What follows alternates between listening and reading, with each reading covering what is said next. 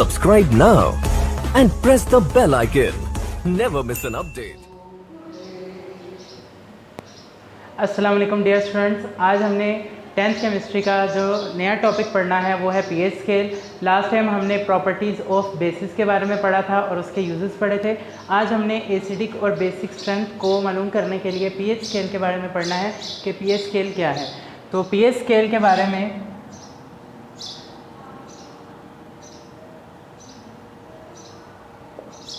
First of all pH है क्या? PH जो है ये नेगेटिव लॉगरिथम है हाइड्रोजन आयन की कंसंट्रेशन का, ठीक है।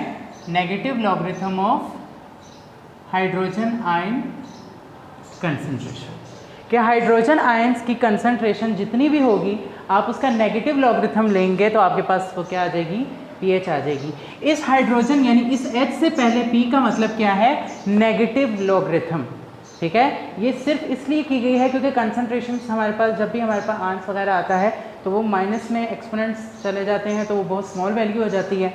तो इस वजह से हम क्या करते हैं? नेगेटिव से लॉगरिथम लेते हैं इसका, ताकि हमारी वैल्यूज़ पॉजिटिव हो जाएं। अच्छा जी, तो हाइड्रोजन आयंस जो हैं ये हमें एसिड और बेस की स्ट्रेंथ के बारे में ज़्यादा नॉलेज प्रोवाइड करती हैं। तो हाइड्रोजन आयंस की कंसंट्रेशन को बेस बनाकर हमने एक स्केल प्रोड्यूस किया है जिसे हम क्या कहते हैं? पीएच स्केल, ठीक है। तो वाटर के बारे में अगर मैं आपको बताऊं कि वाटर की एग्जांपल्स अगर हम इसे एक्सप्लेन करें पीएच को, तो वाटर एक वीक इलेक्ट्रोलाइट है।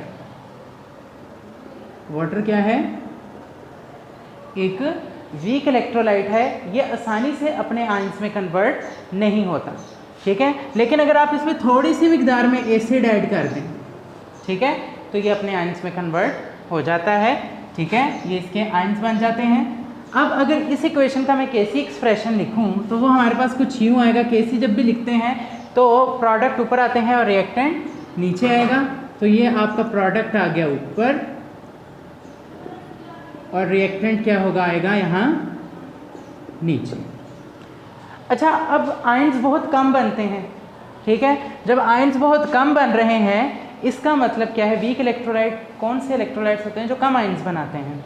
तो जब आयंस बहुत कम बन रहे हैं तो आपके पास मिक्सचर के अंदर वाटर ज़्यादा है, आयंस कम है, ठीक है।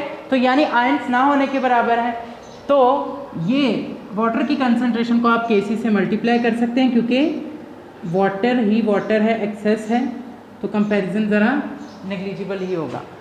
तो जब इसको इससे मल्टीप्लाई करेंगे तो ये आपके पास dissociation constant of water Kw या आयनिक प्रोडक्ट ऑफ वाटर है। अच्छा जी, अब ये आपके पास H पॉजिटिव और OH नेगेटिव है, ठीक है। ये आयंस बने हैं इसके।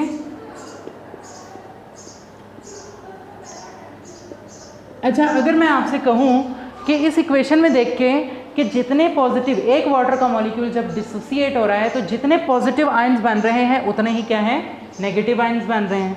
तो यानी मैं कह सकता हूँ कि H पॉजिटिव की वैल्यू किसके इक्वल है? Is equal to OH negative की कंसंट्रेशन के। यानी मैं OH की जगह पे H पॉजिटिव भी लिख सकता हूँ, तो लिख लें H पॉजिटिव, यहाँ पे भी H पॉजिटिव आ गया तो ये क्या हो जाएगा? H पॉजिटिव का स्क्वायर हो गया, ठीक है। अब 25 डिग्री सेंटीग्रेड पे अगर मैं Kw यानी डिसोसिएशन कांस्टेंट ऑफ वाटर की वैल्यू देखूं तो ये कितनी आती है? 1.0 मल्टीप्लाई बाय 10⁻⁻14, ठीक है। कितनी आती है? -14 मोल पर डेसीमीटर क्यूब है, ठीक है। तो इस वैल्यू को जब मैं यहाँ पुट करूँगा तो ये क्या आ जाएगा मेरे पास? H पॉजिटिव का स्क्वायर और यहाँ आएगा 1.0 मल्टीप्लाई बाय 10⁻⁻14। तो स्क्वायर ख़त्म करने के लिए क्या करूँगा मैं?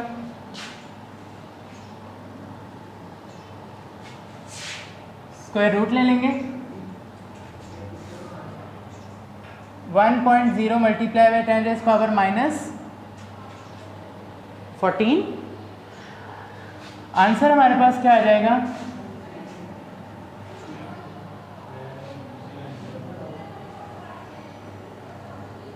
सॉरी, ये H पॉजिटिव का स्क्वायर था, ये स्क्वायर इससे कैंसिल हो जाएगा।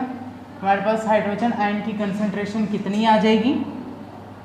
1.0 मल्टीप्लाई बाय 10 रेज़ पावर -7। ठीक है, यानी अगर मेरे पास H पॉजिटिव की कंसंट्रेशन क्या है, ये है, तो मेरे पास OH नेगेटिव की कंसंट्रेशन भी कितनी होगी? सेम होगी। क्यों? क्योंकि इन दोनों की कंसंट्रेशन इक्वल है।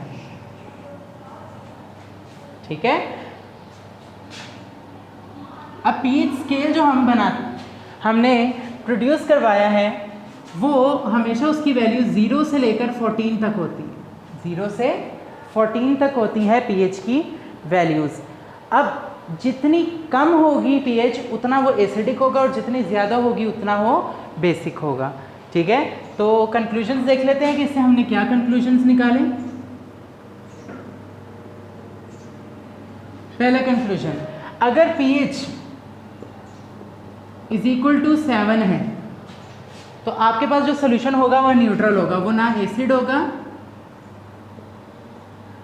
और ना ही वो बेस होगा। ठीक है, इसी तरीके से अगर आपकी pH जो है सोल्यूशन की वो ग्रेटर देन 7 है, 7 से ज़्यादा है, तो आपके पास सोल्यूशन क्या होगा? बेसिक होगा। क्या होगा? बेसिक। और अगर आपके पास सोल्यूशन की pH जो है वो लेस देन 7 है, तो आपके पास सोल्यूशन क्या होगा? एसिडिक। ठीक है, जितनी pH कम होती जाएगी उतनी ही ज़्यादा क्या है, वो एसिडिक होती जाएगा, स्ट्रॉन्ग एसिड होता जाएगा, और जितनी pH ज़्यादा होती जाएगी वो उतना ज़्यादा बेसिक होता जाएगा। यूजेस क्या हैं इसके pH स्केल के या pH के? हम इन्हें मेडिसिन्स की pH को कैलकुलेट करने के लिए इस्तेमाल कर सकते हैं। ठीक है, लेबॉर्ट्री में सॉल्यूशंस रिक्वायर्ड pH के जो हैं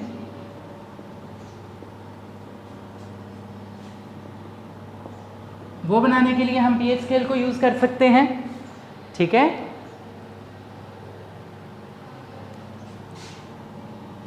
और इसके अलावा फूड की pH को डिटरमिन कर सकते हैं कि जो फूड हम खा रहे हैं उसकी pH क्या है। ठीक है, तो इस तरह बहुत सारी जगहों पे हम इन्हें इस्तेमाल कर सकते हैं। ये जो आज हमने पढ़ा है ये pH स्केल है बेटा। नेक्स्ट लेक्चर में हम इन्हीं के कुछ न्यूमेरिकल्स करेंगे ताकि हमें pH स्केल के बारे में मज़ीद समझ आ जाए। अगर आपको इस लेक्चर में कोई भी प्रॉब्लम है तो आप कमेंट्स में पूछ सकते हैं। Thank you very much.